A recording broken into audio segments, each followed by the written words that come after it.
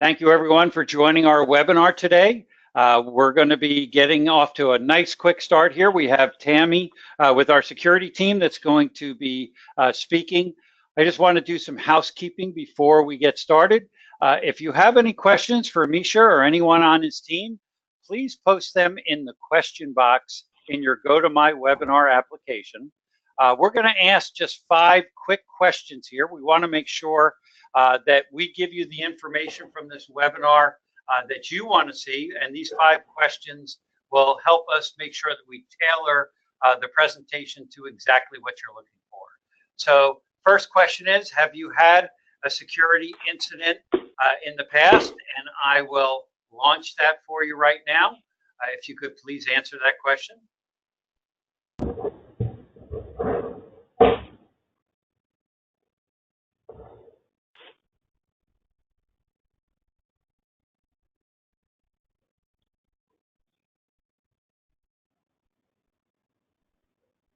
Okay, we got about 10 more seconds here, if you could answer the question. Right now, we have 43% of the people say they've never had a security incident. 20% of the people say in the past 6 months. 33% of the people in the past year. So we're going to close that out for you. Thank you very much for participating in that one. Our second one is, where is your infrastructure? On-premise, hosted environment, cloud, or a hybrid?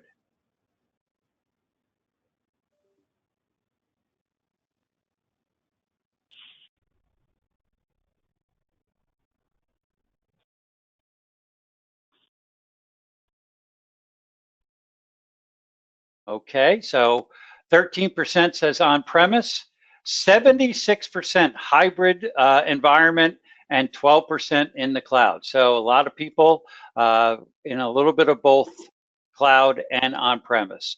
All right, the third question here for you is, are you planning on moving any data into the cloud?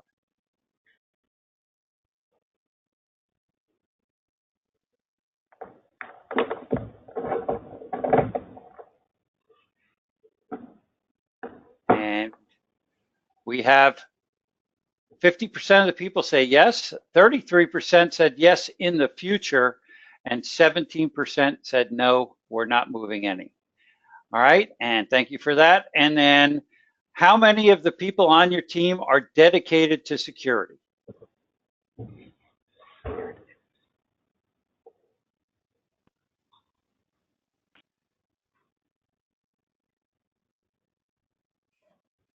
All right, so we have 29% of the people have 0, 59% of the people between 1 and 5 people.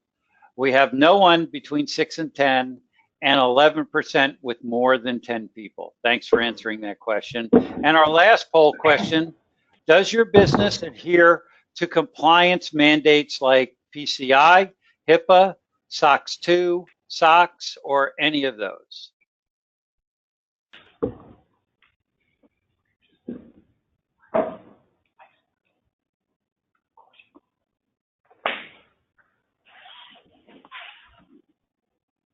All right, so thank you very much. 67% say yes, they do, and 33% said that they don't. And thank you very much for participating. This will really help Misha tailor this presentation exactly to what most people need. So what I'm going to do is now hand it over to Tammy Hope, and she'll introduce Misha.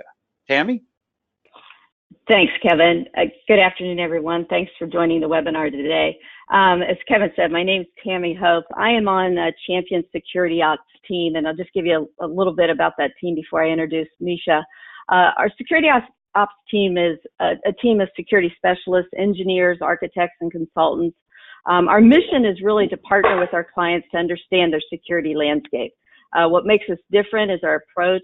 We're not out to sell you more products. We strive to understand your business requirements, current processes, software tools, as well as personnel capabilities.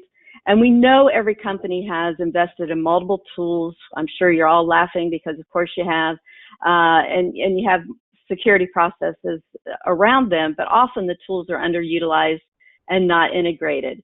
What security Ops, what we do is we work to determine ways to enhance those existing tools.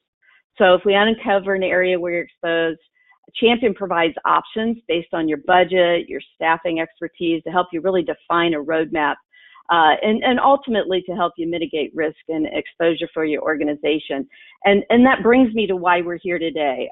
AlertLogic has been that option, if you will, for many of our customers.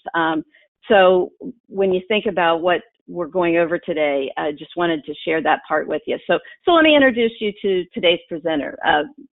Misha Ghostin is co-founder and SVP of Products and Marketing at AlertLogic. He started AlertLogic in 2002 and is responsible for security strategy, security research, and software development. Prior to AlertLogic, Misha served as Director of Managed Services for Reliant Energy Communications. In his role, he developed and successfully launched 5 major product lines, including Managed Intrusion Detection Services, Managed Enterprise Firewall and VPN products. Also under his direction, Managed Services happened to be the fastest growing group in Reliant Energy, increasing that revenue by over 300%, reaching profitability in less than a year. Prior to Reliant, he held a position of Director of Advanced Technical Services at Insync Internet Services. So we really appreciate you being here today, Misha, and I'll go ahead and turn it over to you to present Understanding Your Attack Surface. Thank you very much, and thank you for the introduction. Not going to spend a lot of time talking about AlertLogic today, but do appreciate you introducing us. We help secure over 4,000 customers and have been very successful in doing that in both on-premises and cloud environments. So it's an important backdrop for what we're going to talk about. To set the stage, the 3 main topics that we want to cover today, and we'll leave some time for questions at the end. But one of the most important things that I think is commonly misunderstood is what exactly is your attack surface? Because we see a lot of people deploying security controls. A lot of times it's because they're worried about threat actors, or they're worried about a new set of breaches that are maybe going around. Sometimes they're putting in place security controls for compliance reasons, but it doesn't necessarily mean that you're protecting the right assets, and that's actually where it has to start. What we're going to do is walk you through some examples of breaches that either we have investigated or we have looked into and researched, because those a lot of times can be very instructive and can help us understand why we should think about security in a different way. Right? Now, what we have learned over the years, and at this point, about 1/3 of the AlertLogic business, so well over 1,000 customers, comes from cloud as opposed to traditional data centers. So we've done a lot of work in that regard to understand, are they the same as traditional data centers, or are the security problems different? In a lot of ways, they're similar, right? We do see similarity in types of attacks that we see in those environments, but they're managed in very different ways. And in fact, you'd be surprised, but in our research, we see fewer incidents in cloud environments. And I think my personal theory is because it's easier to manage those cloud environments. So attack surface and the degree to which you can make it smaller does make a big difference. One thing that I would encourage you to do is go to the AlertLogic site, download the cloud security report, and you can get a wealth of data about how breaches and attacks are different across environment types. Ultimately, the reason we want to learn this is because defensive strategy can really only be effective if you align it with your attack surface. So understanding these fundamentals is important to making sure you spend money the right way, you deploy the right controls, and really make sure you focus your attention on problems that are going to be most impactful to your business. So let's see if I can advance the slides. So the first example we're going to look at, and this is an example from about 5 years ago. This attack happened some time ago. To refresh your memory, this is a company owned by Sheldon Adelson. He owns the Sands Casino Corporation, obviously a billionaire, but also very active politically. So what we learned about it once that attack happened is that this wasn't a plain attack. This isn't going to happen to all of us on this call. We're rarely going to have somebody like Iran, for example, attacking us. But in this case, he was attacked for political reasons. And that's one of the reasons why they misunderstood how extensive this attack was going to be. The initial attack actually happened in their Las Vegas office. It was a brute force attack, and it was detected by their SIM. The team was able to block the attack and prevent the breach at that point. High fives all around. And this was a good story until it wasn't, right? For a while, they felt safe, but this is a persistent attacker, right? This was a political actor, so they kept coming after them, right? And one thing they didn't anticipate over at the Sands Casino team is that the next level of the attack might not come through the front door. It might come through a secondary site. They have facilities in Bethlehem, and they have some applications that they weren't aware of. I don't think this is a application that was at the top of the list for the security team. It ended up being the app, a web application that was used by an HVAC vendor. SQL injection attack, that was the initial entry vector. That wasn't what the attackers were after. In fact, the attackers were after, and if you can advance to the next slide, please. What the attackers were after was actually not just compromising this environment, but also destroying as much as they could. In this case, financial considerations weren't the reason why they got attacked. So they got attacked very much in the periphery, right? This was a web application of the DMZ. It wasn't their application, it was their vendor's application. They used a tool called Mimikatz in order to scrape credentials out of this particular server. Those credentials were apparently from one of the admins in the system, and that let them spread laterally across the entire network. Ultimately, once they felt like they had full control over the network, they were able to destroy all of the PCs, and this became a pretty high-profile breach, right? So ultimately, what we heard about in the news was that malware destroyed all the PCs in the network. What we rarely get to see is how did they get in the first place, right? And this is a note for all of you on the call. A lot of people don't realize that when we hear about breaches out there, two things to note there. First of all, we don't hear about all the breaches as much as we should. The only breaches we hear about are the ones where there's been so much consumer impact that the company had to disclose it. California in particular has very statutory provisions, very strong statutory provisions on the books that compel companies to disclose breaches, but only when consumers are involved. And that's one of the reasons you almost never hear about breaches in industrial systems and other environments. If there's no consumers that got harmed, a lot of times the companies don't have to disclose that the breach happened. But even more important, nobody has any obligation to disclose how the breach happened. So our learning opportunity doesn't always come through the way it should. And ultimately, we never learn about how that attack happened. And then what's important in this case is that their attack surface wasn't just in Las Vegas. It was also in Bethlehem. And it wasn't just their core assets. It was also their third-party systems, which also needed to be taken into account when they put together their protection strategy. If you go to the next slide, please. We're going to shift gears a little bit, and we're going to talk about the Yahoo breach.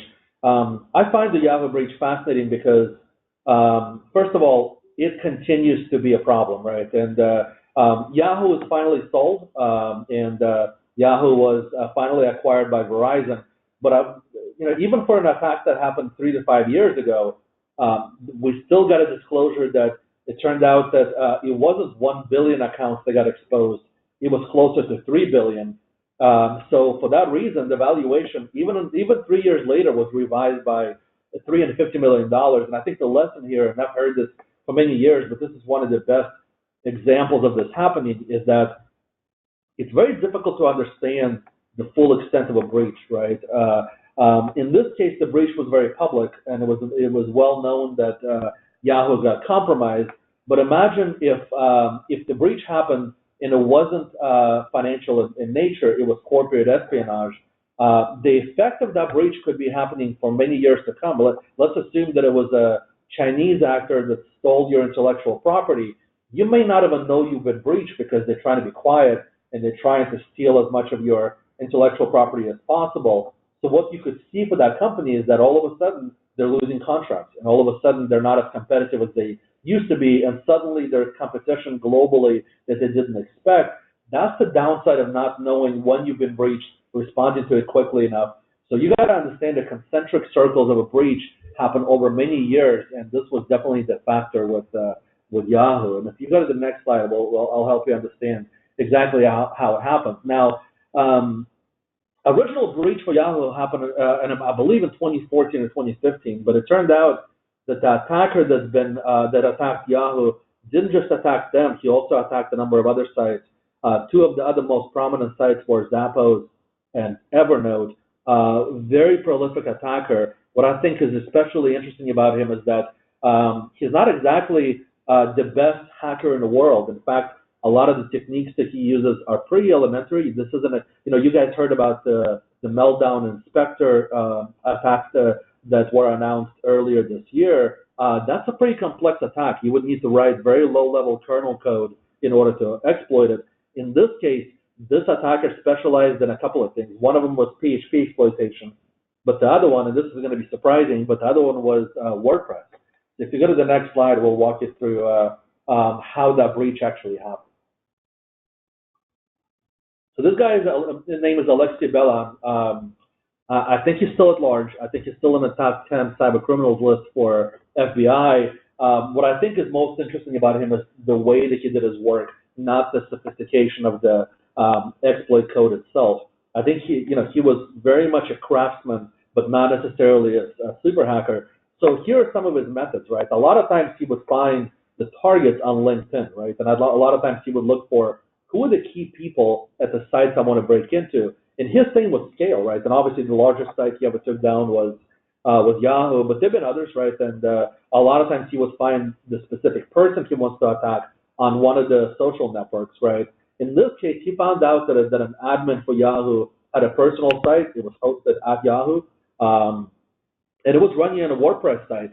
This particular site was used as a kind of an internal meet me site for a lot of the admins in the Yahoo team. So this WordPress application was fairly important because a lot of important people were logging into it. But I guarantee you the security team wasn't aware of it, and they didn't realize that this WordPress application was associated with their network. Some of the most important people that managed the Yahoo network were using it. WordPress, there are a couple of things to note about it, and we'll come back to this a little bit later. WordPress is one of those sites that's everywhere, and you may not realize just how large it is, but it's on 25% of all websites on the internet. And sometimes you don't even realize that it's WordPress you're interacting with, but a lot of times it is. So one thing about it is that it's pervasive. The other thing is that it's very vulnerable, right? We track about 50 major WordPress vulnerabilities every year. The number hasn't gone down in a long time. Some of them have compromised millions of sites when we've seen them. In fact, this one, I believe, was compromising a Tim Thumb plugin, and I believe in that case, it was somewhere between 1 million to 1.5 million sites that were compromised in this case. Once he broke into WordPress, he did something very interesting. He didn't announce himself. A lot of times, you'll see a ransomware attack. You know it's ransomware because they tell you that they want your money. In this case, he didn't announce himself at all. In fact, all he did was change the WordPress login page to capture credentials as opposed to make a big splash. And for the next couple of weeks, just watch logins. So eventually he had a kind of a Rolodex of some of the most important admins at Yahoo at his disposal. From that point on, was able to get into Confluence and Jira, which are obviously their wiki system and their workflow management system with valid credentials. At that point, and think about it from the perspective of the defender, the only malicious activity here up to this point is the attack on a WordPress site that the security team may or may not be aware of, right? From that point on, it's a valid login into Confluence, and it's something that happens with valid credentials. Confluence and any wiki out there, think about your environment, right? There is a place where you put all of your network maps, and there's a place where your admins kind of collect all their information. Yahoo was no different, right?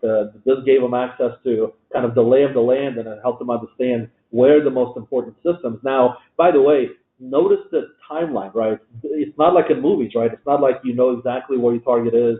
A couple of seconds later, you take down the firewall, whatever it means, and you're in. In this case, it took weeks to execute this attack. if you look at some of the data, it takes a long time for defenders to realize they've been broken into. So a lot of times attackers are on these networks for well over a couple of months, sometimes up to 6 months, to some of the worst cases, multiple years, right? And this happened in this case with Yahoo, right? Where it got a little bit more interesting is where it started stealing not just their credentials, but also replaying some of their certificates. This is a common mistake. So a lot of times, if a certificate or a multi-factor authentication cert is used for systems, for example, right, and it's used for scripting, you can find it in a GitHub repository. I think one of the most clever things this attacker did was check backdoor code into GitHub, which allowed it to propagate through the entirety of the Yahoo network. Because this attack was so pervasive and was able to take down so many assets, this one ended up costing Yahoo a lot. And in all honesty, I don't think we know exactly what the full scope of that breach is, because they only found out about it many months later, right? The story of this breach is fascinating. There's a link at the bottom of the slide that you can see where you can read more about it. It's very rare that that the incident response team will actually publish their punch list of what they found. In this case, they did, and I think they did all of us a favor. I would encourage you to go read about it. It's a really fascinating story. If you move to the next slide, I'll help you set some more context around why WordPress specifically and exactly how pervasive these systems are. WordPress is again one of the most often used sites on the internet. The numbers are actually higher than I stated before. We're talking about almost 28% of all websites on the internet. But then you got to think about other systems. Just a couple of days ago, we published a new bulletin because we saw zero-day attacks against Drupal. Again, another content management system. A lot of times these are used in large media deployments. So you'd be surprised how often you find this, and you'd be surprised how often, even if your company has nothing to do with media, how often you'll find these kind of applications out there. If you have these apps on your network, they're part of your attack surface. And not just part of it, but also a big part of it, because these are open source systems that oftentimes are easily exploited. You got to patch them quickly, and if you don't, they're asking to get broken into. Moving on to the next example, I wanted to touch a little bit on the Rnc breach, and not because it was the Rnc and that was broken into. In this case, 200 million voter records were exposed. It's unclear whether that had much negative impact, but we're talking about voting systems. So, as we know from the 2016 election, data is everything. So when this many records get exposed, it does give the other party a competitive edge, right? What I think most disappointing in this case is that it's a very basic misconfiguration that led to this exploitation. This data leak happened not because somebody was broken into, but because simply they forgot to set the right permissions on their S3 service in AWS. In fact, according to our research, we don't see that many attacks on cloud infrastructure itself. It's not because the attackers aren't trying, but these are fairly secure systems. Now, what we do see in our research, I'll give you a top 10, and so you can see what the top 10 attacks against these sites look like. We do see a lot of misconfigurations, and I think what that's telling us is that there's a lot of companies that are using cloud environments, but are missing very basic things in terms of being able to secure them. If you go to the next slide, I'll show you just how many companies, just last year, this is just a short list. I ran out of space on the slide. There's a lot more logos when that came from. The one that I think is probably most mind-blowing is Pentagon, right? Somebody's Pentagon had a program running where they were looking at social activity on the web, and I'm sure they were doing this for not just the threat actors that we're concerned about, but also probably for just the world at large. This looks like some big data research, but the data set was exposed in AWS, and even at Pentagon, they forgot to set permissions right. So this is a pervasive problem, and I'm surprised that it's still around, because I think it's very inexpensive to go fix it. It shouldn't be that difficult to assess your cloud environment, understand exactly what your permissions are, what are your misconfigurations, and tighten it down. So I think this is, if you're looking for some of the most complex things out there to make your cloud environment more secure, start with the basics first, right? Go to the next slide, please. we survey over 400,000 AWS cloud instances. We secure a lot of cloud environments out there. So what we notice is that there's a lot of misconfiguration clusters. The three that are isolated on this list are vulnerabilities that are related to S3, and that's the source system, obviously, in AWS. A lot of times it's not just the fact that it's misconfigured, it's also that the logs are not enabled, versioning is not enabled, and then obviously if somebody is ever to compromise this data, you may not know what got taken, nor will you know what got replaced, right? So if you're not logging this information, and this is a very simple misconfiguration in AWS, you're probably compounding your problems, right? Some of the other things on that list are, and I saw this with a customer a couple of days ago, right? We noticed that they had accounts that didn't have multi-factor authentication enabled. That's number 4 on this list. That's not a best practice, and that's a bad idea. Not necessarily an issue if, for example, those accounts are old and they're not being currently used. But with our monitoring service, we look at their logs and realize, these accounts that don't have MFA policies attached to them are actually used, right? We're actually seeing them being logged into. So we saw it both in the detection world and the assessment world. We're able to put 2 and 2 together. Now, this customer hasn't been compromised yet, but it is important for them to know this, because if they were to get compromised, it'd be trivial for somebody to take that compromise, and especially because the misconfigured logging, be able to go log into their AWS account, either steal resources or worse, reconfigure things for their own gain, right? And potentially run code as those users and be able to collect a lot of their credentials, right? So my advice is to kind of stick with the basics. If you go to the next slide, if you go to the AWS Marketplace, we have a very simple tool that allows us to, sorry, the slide prior to this. This tool is called Cloud Insight Essentials.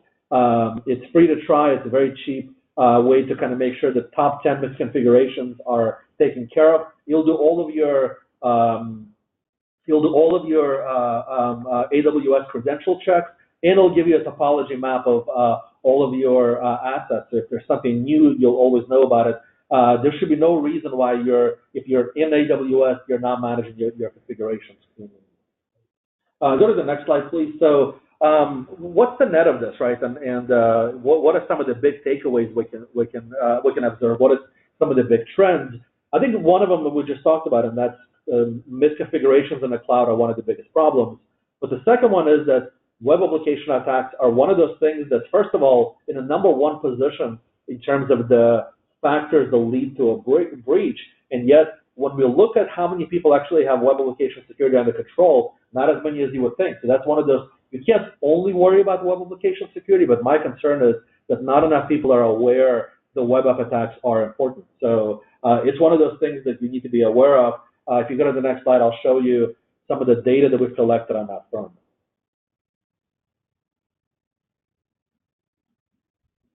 So this is a snapshot from our cloud security report. Again, you can get a copy of it from the AlertLogic site. We have about 4,000 customers.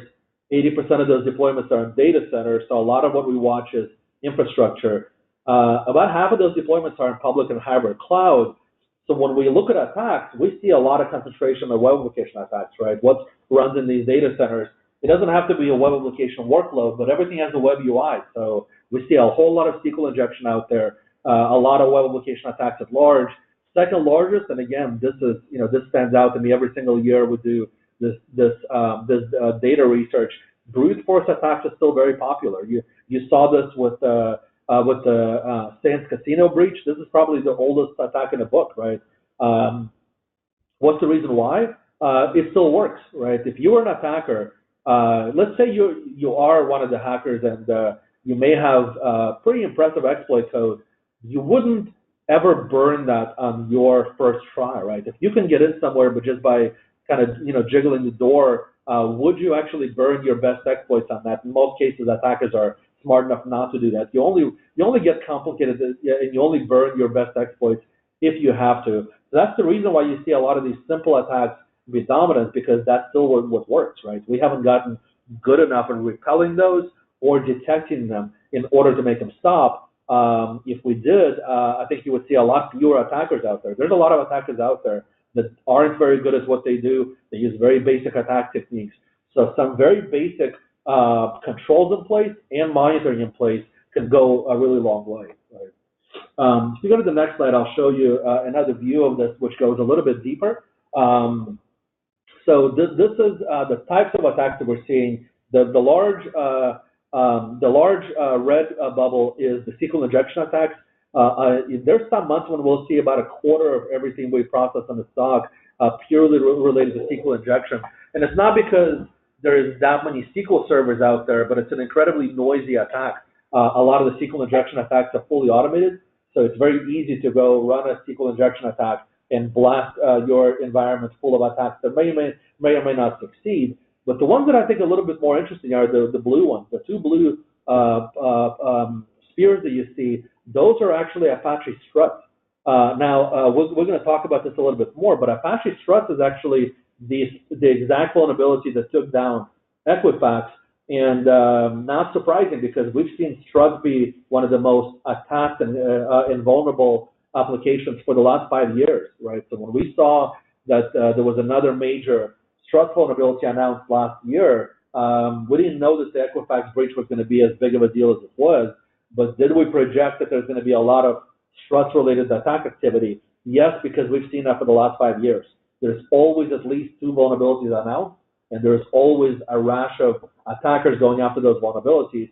If you were to ask me why, I think part of the reason is because Struts is one of those Java frameworks that's used on a lot of pretty critical applications, right? It's not like WordPress. You know, there's a lot of WordPress, but much of it is not critical. Struts is almost always critical. This is fairly complex code, so not as many vulnerabilities, but when they happen, they're a big deal, right? If you go to the next slide, I'll show you a quick view into what it looks like from our threat intelligence team's perspective. A lot of what our threat intel team does is look at a vast amount of data. We collect about 2 petabytes of data every month. We have about 22 petabytes under management. The threat intelligence team uses that data to help us triangulate some of the big questions that we're trying to ask ourselves, which is, who's attacking our customers, right? Or because we have a lot of clients, we obviously want to know who's coming after everybody in the universe, but especially after our customer base. And we see a lot of commonalities, right? We see, like just the other day, we found a campaign that was targeting about 350 customers just in our customer base. That's a particular interest to us, right? We're looking at who's coming back, what are they doing, are the techniques they're using common? Is this one attacker going after a whole lot of customers? Because a lot of times they'll signal either high level of intent or high level of sophistication. So that's what leads us to the next finding that we see. So if you go to the next slide, I'll show you what that looks like. So a lot of, as I mentioned earlier, a lot of what we see is SQL injection, because there's a lot of volume there. It's one of those data types where, and by the way, our analytics engines, some of them are rule-based, and that rule-based technology works really well. But when we're dealing with large data sets, machine learning is really one of the only things that we found to be effective. For SQL injection, we've invested heavily into machine learning technologies. This is probably the most interesting attack we've found with that technology yet. In this case, it started in 2016. They were going after quite a few customers. So this was one after multiple customers, multiple years to achieve their objective. And overwhelmingly, the only thing they did in this entire attack type was just SQL injection. Now, imagine this from the perspective of our Security Operations Center analysts. We're talking about hundreds of thousands of security events to manually analyze, which is almost impossible to do. So what machine learning technologies helped us do is, first of all, analyze a volume of data that humans could never do. But second, isolate those particular instances of those attacks where we knew that they got either data that we didn't want them to get because they did precision recon and they were able to identify, look at a lot of servers out there, but ultimately find the one that actually gave up something of value that let the attack progress to the next stage in the kill chain. And ultimately, we're able to put together full attack progression, right? Because for X number of months, all it was just reconnaissance. But ultimately, they got down from 172 IPs to 49 unique destinations, and ultimately we're able to compromise just a handful of those. But important thing is we're able to track them all along the way, and our customers got plenty of notice. This is the level at which a lot of the attackers are operating, and I think we have to be cognizant that we have to continue to invest into machine learning, advanced analytics in order to meet that challenge. Okay. So this is an example of something that we did at AlertLogic, but we're going to pivot once again and go through an example for Equifax. If you go to the next slide, please. So I think at this point, everybody's familiar with the Equifax breach. This is one of the breaches that had to be disclosed because it affected pretty much all of the consumers in the United States that at least that have a credit score, which ended up being about 143 million adults. Worst case scenario, because unfortunately we used our social security numbers as identifiers, and a lot of times when you call your bank, obviously they'll authenticate you by your social security number. At this point, you should assume that that's been compromised, and you should be looking to put multi-factor authentication everywhere. But what we're more concerned about is how it happened, right? And what could have been done to prevent it, right? In this case, the impact was pretty big. Beyond the impact on all of us, for Equifax as an organization, and I'm pretty impressed with Equifax was actually able to kind of stay in business and continue going forward. But the indirect monetary results were pretty staggering. $3 billion erased from market capitalization. This is one of the few cases where it wasn't just the security team that got impacted, but CEO got fired, CIO got fired, the CISO got fired, congressional hearings. And how did it all happen? It started with Apache Struts, right? So if you go to the next slide, I'll show you what the timeline looks like. Again, we've been tracking Apache Struts for many years, and we've seen attacks like this happen for quite a while. One thing that we did in this case, because this was each vulnerability gets a score assigned to it by MITRE. So if you've ever seen a CVSS score, it's kind of a composite score. It tells you how critical the vulnerability is, but the way it's done is by looking at lethality of it. So if somebody was to exploit it, does that mean that you leak some information, or does that mean you can actually inject code or compromise the system? In this case, it was worst case scenario, very exploitable and very, very lethal. In this case, we actually called all of our customers, and we told all of our customers that were affected, if they had a vulnerability related to Apache Struts, we called them up and told them that they have to patch this one immediately.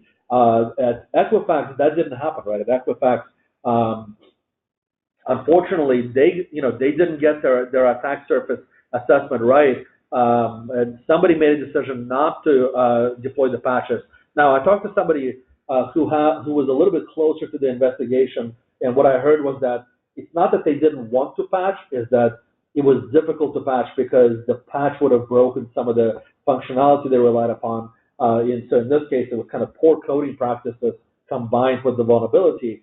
But suffice to say, if you didn't patch against this one, you got broken into. I think the attack happened within a couple of weeks. At AlertLogic, we had coverage for our customers within 36 hours, and our WAF would have stopped at least some flavors of this attack. In the Equifax case, they weren't as fortunate. About 100 days later, they finally were able to recognize that there was a large volume of data leaving that network, and there was a lot of abnormal activity in this case. But we're talking about almost 200 days of dwell time, right?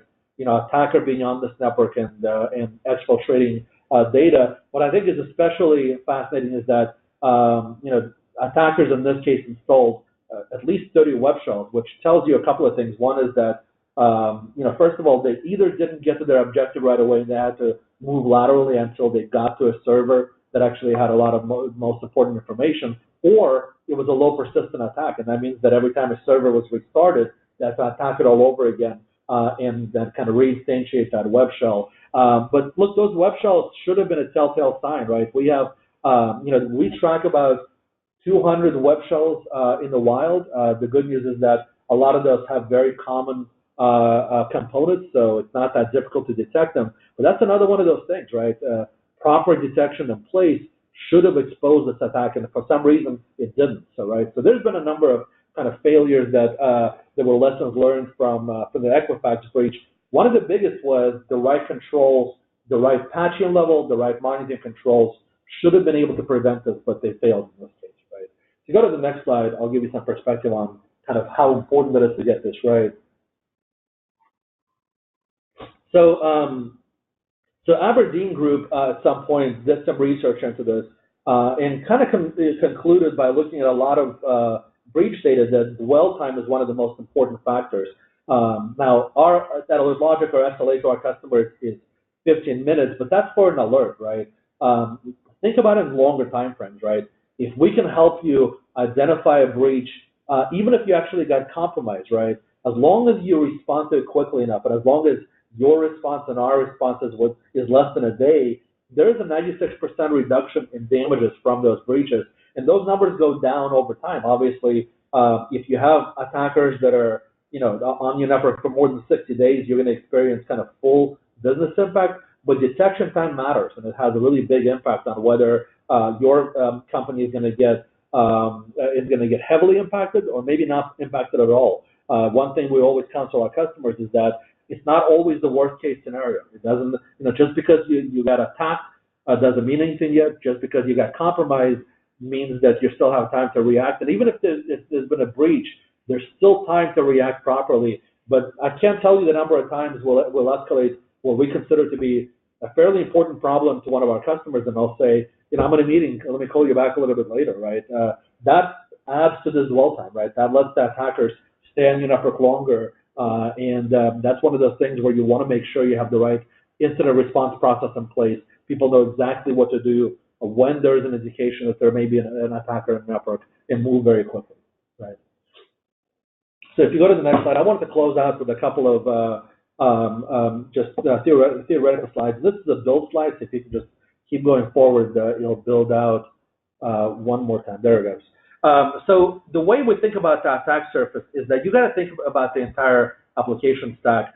It is what runs on your endpoints. It's also what runs on your servers as well. One of the most common questions I ask security people when I meet with them is, tell me about your development team. What are they running, right? What kind of applications do they use? Struts, or do they use Apache Tomcat? Do they use other components like JBoss? And a lot of times what I find is that, look, I'm a Palo Alto guy. I deploy next-gen firewalls, but we're not that close to our development teams as much as we should be. And that is where a lot of the vulnerabilities lie, right? So you got to understand kind of what is your attack surface, where are all your assets, what are these assets composed of, right? If your development team builds complex applications, then you should be aware of that, right? And that's one of those things you should be taking into account. To give you a really crisp example, somebody at Equifax should have realized that Apache Strut is not a typical component. It's one of the most important components they have. And for that reason, when there's a vulnerability announced against it, it should have been an all hands on deck moment, and it wasn't. So that's probably the biggest lesson I hope you take away from this webinar, is that these things are all compounding in order to make it easier for attackers to break into your environment. So if you go to the next slide, just very quick a guidepost for how you should think about it. If you have a development team and they build custom complex web code, chances are there's a lot of vulnerabilities in the components themselves and the code that these developers are writing. That's something you should be aware of, right? If you're using open source, right? We are a heavy user of open source as well, but you should be aware of that. This is not always a popular thing with developers, but open source components are simply more vulnerable than those that are closed source. So I'm not saying you shouldn't use them. I'm saying you should be aware of them and diligently patch them. Make sure that when you see a critical vulnerability, your development team responds very quickly and they know how to deploy these patches out there, right? I would look for 3-tier architectures, right? Look for places where there's a lot of databases, because if you see relational databases somewhere out there, you're going to see a lot of SQL injection attacks.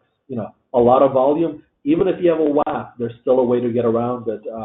So it's one of those things that not just has to be blocked, but also monitored, right? Third-party systems. That was the big lesson from the Sands Casino breach. Those third-party systems are a way into your network, right? So if you have applications that are on your network and plugged into your environment by the virtue of interconnected environment, but that increases your attack surface, right? Attack surface is cumulative, right? So it's everything that has some kind of a privileged connection to all of your most important assets. You got to work your way backwards to understand where the edges of these environments are. Obviously, a lot of legacy code, right? Vast majority of the attacks out there are not targeting the most recent code that gets written. It's some of the oldest code that gets written. So this is one of the most common misconceptions I notice with developers. Developers think that the only code that matters is the code they wrote yesterday. When, in fact, I worry about the code that was written 10 years ago, and nobody remembers what it was written for, but it's still, it's still being used in your enterprise. Maybe the developers have moved on a long time ago. Maybe they were contract developers, right? That to me is usually the worst case scenario. It's orphan custom code that nobody knows anything about. That's usually going to be one of the biggest pressure points, right? And then finally, hybrid environments, right? And this is where a lot of times I'll talk to cloud customers. They'll think about their cloud security problem as the problem, but that's not actually the case, right? If you're building a cloud environment, you got to understand what the pressure points in that environment are. But if you're going to connect that environment to your on-prem data centers and turn it into a hybrid deployment, then your risks compound. You got to think about protection across all those environments cumulatively, which should be one of those things that goes into your attack surfacing. So I think I've talked enough at this point. I think we have some time for a Q&A session. So happy to answer any questions you have. So if you want to ask Misha a question, please go to your question box on your GoToMyWebinar application. We'll read your questions as they come in, and we'll just wait here a second. Tammy, do you have anything you want to ask Misha? Yeah, I do. And we'll let folks have a little time to put those in there. One of the things that is a curiosity, I think, for a lot of people is how do you see the threats evolving in the next year or so, Misha? I don't think there's going to be a great deal of evolution and a pivot somewhere else, but I do think there's been kind of a major shift that's been happening for the last 6 months, and I don't think that's going to change much at all. Overall, we're seeing fewer ransomware attacks, right? But they're still very much an issue, but we're not seeing as many ransomware attacks as we used to. Now, one of the reasons is because I'm sure you saw the huge run-up in Bitcoin valuation last year. If you attack somebody's server, that server may not be useful because you can extort a ransom payment. That server might be valuable because you can crack crypto coins on it, right? So attacks are going to be quieter and more difficult to detect. A lot of times, attackers, we detect attackers because they're being loud and noisy. When they're trying to steal resources, as opposed to trying to extort you, those are much quieter attacks. So I think these things are rebalancing themselves, right? That the trend is more cryptocurrency attacks. This is where somebody wants your servers just because servers are useful for their computing capacity. But probably fewer loud attacks that either data gets stolen or, more important, where you see a ransomware. Yeah, that makes a lot of sense. So if I'm concerned, as we all are, about staying secure, what should I really be doing over the next 12 to 24 months to stay secure? I would ask some very basic questions, and I think you guys did a great job at the beginning asking some of those questions. One of the questions I usually open up a lot of my conversations with is, forget about breaches, right? Some people don't want to talk about breaches, but what's the last security incident you had, right? Who reported it, right? If you didn't find it yourself, and maybe your partner told you or one of your users told you, then maybe your monitoring systems that you have in place aren't good enough, right? So that's one of the kind of the easiest ways to understand whether your controls are working or not. Just look at the last. I guarantee you, if you have assets out there that are on the internet, you're getting attacked. So if you don't have an incident, you can point back to it and say, look, here's what we investigated a couple of weeks ago, a couple of months ago. Chances are it's not because it's not happening. It's because you have a blind spot somewhere in your environment. So a lot of the right answers will come out of that conversation, right? If you don't know that if you don't have a confidence level that you understand everything that needs to be monitored, that's one of the first things I would do. There was a great blog post a couple of days ago that people generally will spend more money on snacks in their, break rooms than they will on asset management. Asset management is probably the most boring thing in the universe, and yet, how would you assess your attack surface if you don't know where all your most important assets are?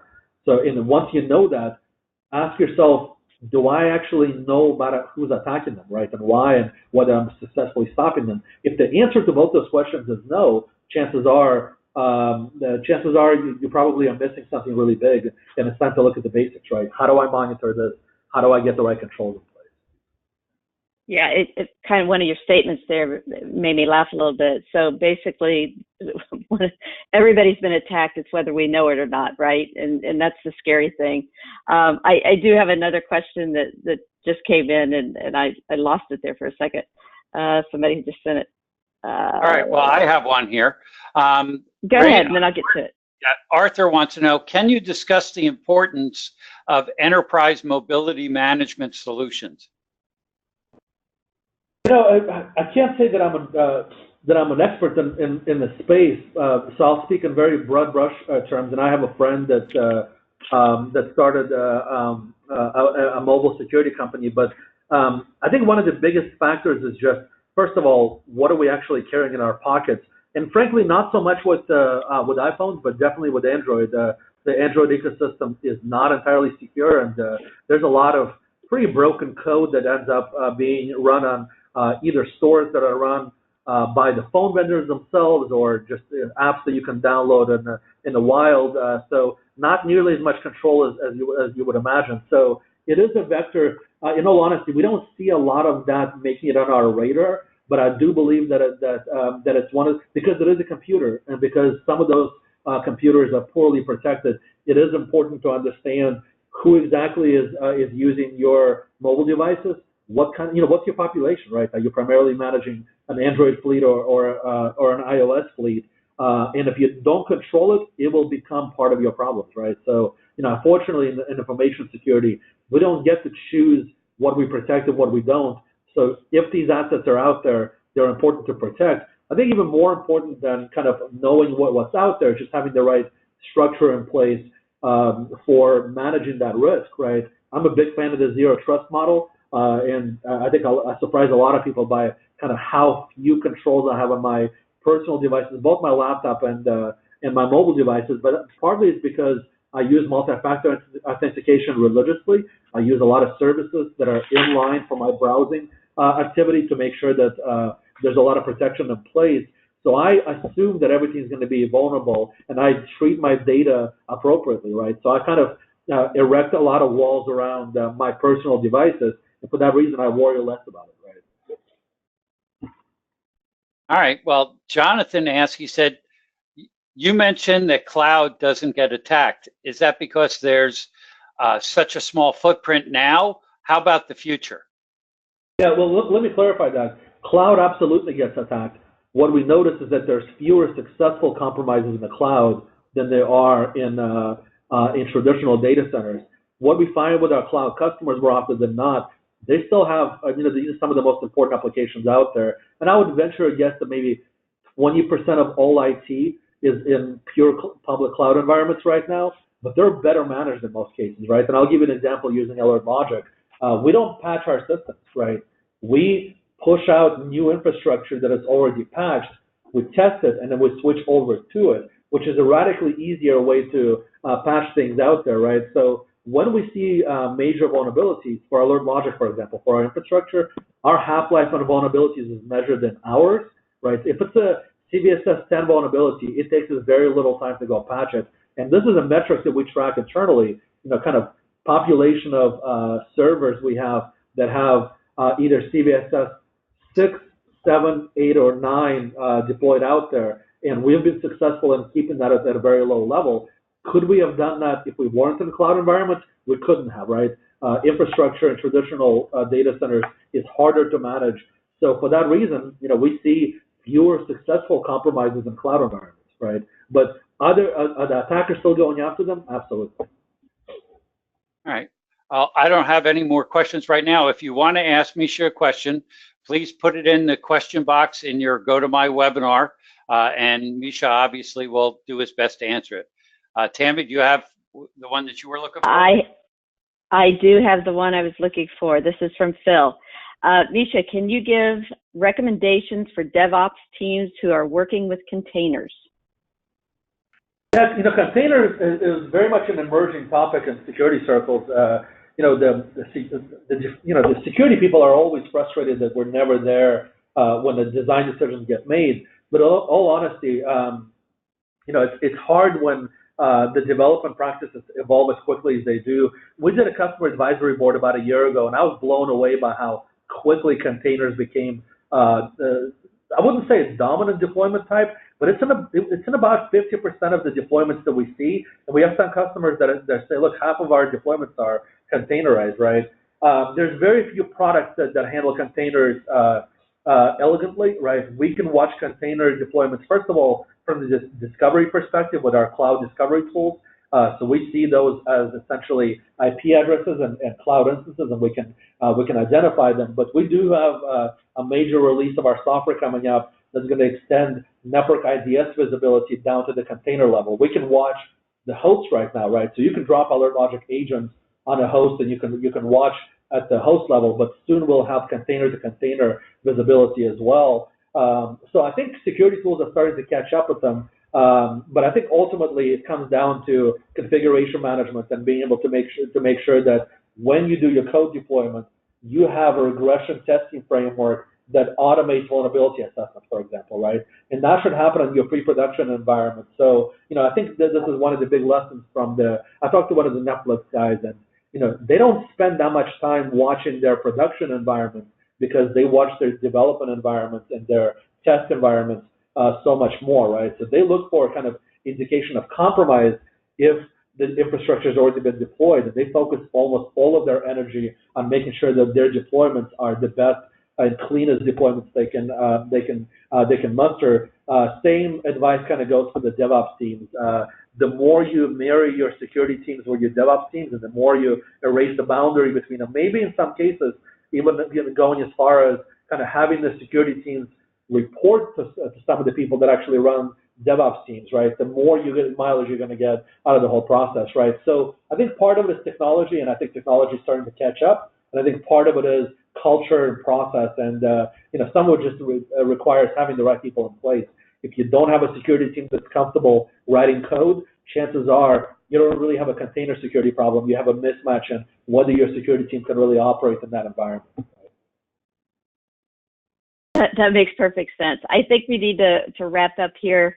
We're just almost on 3 o'clock. Can we go to the last slide here? Because folks, hopefully you got a lot out of the information Misha shared today. Thank you so much for joining us, and Misha, to you for the presentation.